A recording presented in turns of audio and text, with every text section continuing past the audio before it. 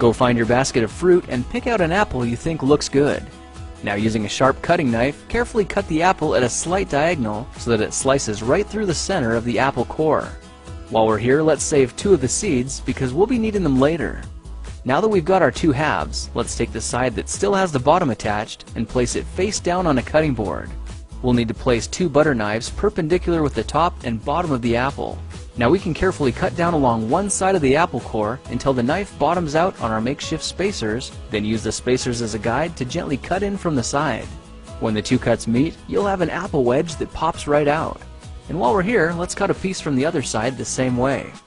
Now our goal with these is to cut out 3 more L-shaped wedges about 1/4 inch thick. And this time, rather than cutting in sideways toward your fingers, try turning the piece over so you can cut downward and meet the first cut at the bottom. Now with a little wiggle, a new apple wedge should break free. If you repeat the process 2 more times, then stagger the pieces back together, the effect is a beautifully layered wing. Now just cut the other piece the same way and your swan's body should look like this. To make a place for the head, all we need to do is carefully cut into the front of the body and gently lift the pieces out to reveal a clean and fairly deep groove. At this point, we can go ahead and grab the other half of the apple and place it between the butter knives like before, but this time we're just going to use them as spacers to cut an even slice off the bottom. You can see that repeating this process 3 or 4 times gives us a nice variety of shapes and sizes.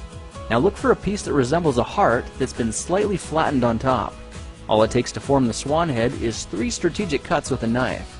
I made 1 angled cut to form the head, a horizontal cut to form the neck, and 1 slanted cut at the bottom for the base. Now you should be able to see how this is coming together, and to clean it up a bit, just use your knife to round off the sharp edges. All that's left now is to place the apple seeds where you think the eyes should go, then use the side of a butter knife to press them firmly into position. When both eyes look good, simply drop the neck into place, and you're done. You've just created a beautiful and decorative apple swan. I spritzed mine with a bit of lemon juice to help prevent it from turning brown, then put it on display to show off for our dinner guests later that night. If you try using different apples, you'll get a nice contrast of colors, and every bird will look a little bit different. Well, now you know how to take any ordinary apple and turn it into a decorative and edible apple swan. If you like this project, perhaps you'll like some of my others.